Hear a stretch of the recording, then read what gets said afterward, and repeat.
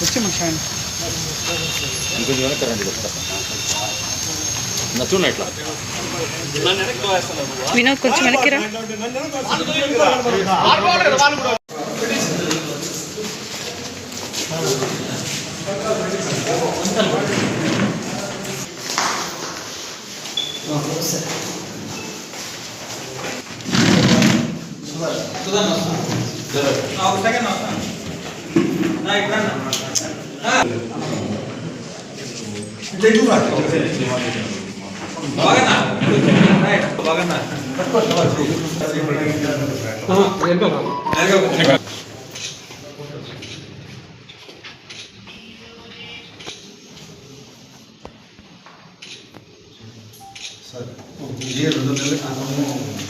Government junior college ముందర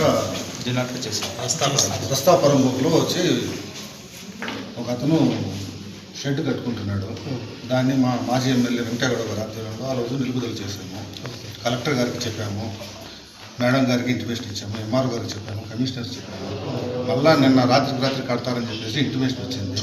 అక్కడ కొయ్యలు చెక్కలు అంతా తోలు పెట్టారంట. మళ్ళీ మేమంతా అలర్ట్ అయినారు, మా పార్టీ అంతా చేయకూడదని. అందుకు మళ్ళీ మా ఎమ్మెల్యే గారు, మాజీ ఎమ్మెల్యే గారు మీకు రిప్రజెంటేషన్ ఇస్తున్నాము. దీనిపైన తగు చర్యలు మీరు తీసుకోవాలని మా వైఎస్ఆర్ కాంగ్రెస్ పార్టీ డిమాండ్ చేస్తాం.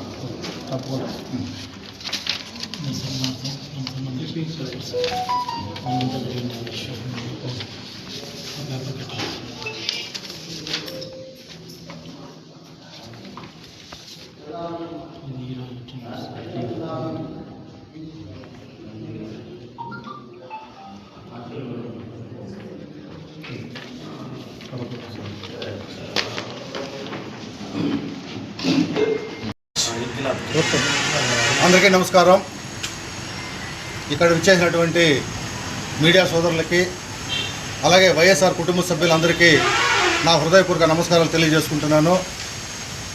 ముఖ్యంగా ఈరోజు ఈ యొక్క కార్యక్రమం ముఖ్య ఉద్దేశం ఏమనగా, 2 నెలల క్రితం దీపావళి పండుగ రోజు పొలమనేరు జూనియర్ కాలేజ్ ముందర ఒక రస్తాపురంబోగులో అధికారిక పార్టీకి చెందినటువంటి ఒక వ్యక్తి ఆ జాగాలో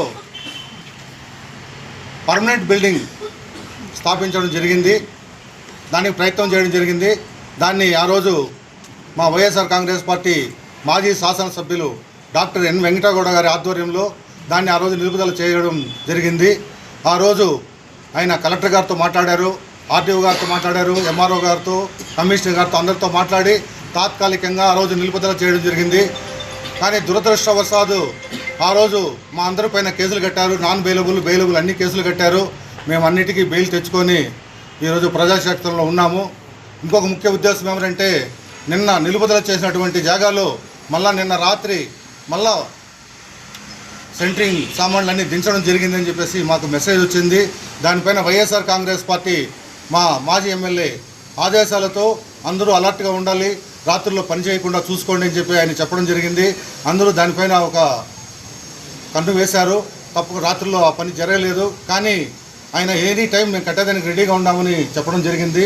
దానికోసం మేమందరూ ఈరోజు ఆర్టీఓ గారికి వినతి పత్రం ఇవ్వడం జరిగింది.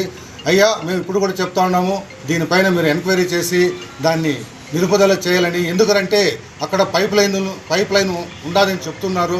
పొలమనేరుకు వచ్చే మంచినీరు, అదే పైప్ లైన్ ఉందంట పొలమనేరుకు వచ్చే మంచినీరు. కాబట్టి తప్పకుండా దీనిపైన తగు చర్యలు తీసుకొని మా యొక్క ప్రార్థనని మీరు విన్నవించాలనేసి మేము మనస్ఫూర్తిగా కోరుకుంటున్నాను. ఆ రస్తా పరంబోకులో పట్టా ఎవరు ఇచ్చారని చెప్పేసి దాన్ని తేల్చాలనేసి వైఎస్ఆర్ కాంగ్రెస్ పార్టీ డిమాండ్ చేస్తుంది. నమస్కారం. గతంలో 2 నెలల ముందు జరిగిన ఈ అక్రమ కట్టడం గురించి మాజీ శాసనసభ్యులు వెంకటగౌడ గారి ఆధ్వర్యంలో అందరూ మేము పోయి ఆడ ధర్నా చేయడం జరిగింది. అప్పుడు పలు కేసులు కూడా కట్టడం జరిగింది. దానికి సంబంధించి ఇప్పుడు రాత్రి మాకు వచ్చిన ఇన్ఫర్మేషన్ ప్రకారము రాత్రే ఆడ బిల్డింగ్ కట్టాలని చెప్పి నిర్ణయం తీసుకొని రాత్రి మోల్డింగ్ వేస్తే ఈ ప్రాబ్లం రాదని తెలిసి మీకు కరెక్ట్గా పర్మిషన్లు, కరెక్ట్గా అప్రూవల్స్, కరెక్ట్గా మీకు 1 సెంటు జాగా ఇచ్చి కరెక్ట్గా మీకు అన్ని విధాలుగా ఉండింటే మీరు ఎందుకు అర్ధరాత్రిలో దొంగతనంగా మోల్డింగ్ వేయాలనేసి ఆ సెంటరింగ్ కొయ్యలు అయితేనేమి, ఆ కట్టలు అయితేనేమి అన్ని దింపినారు. నేను చెప్పడం ఏమంటే మీకు కరెక్ట్గా ఉంటే ప్రతి అధికారి దగ్గర మీరు అప్రూవల్ తీసుకొచ్చి అందరికి చూపించినారు కదా, పట్టపగలే నిర్భయంగా వేసుకోవచ్చు కదా.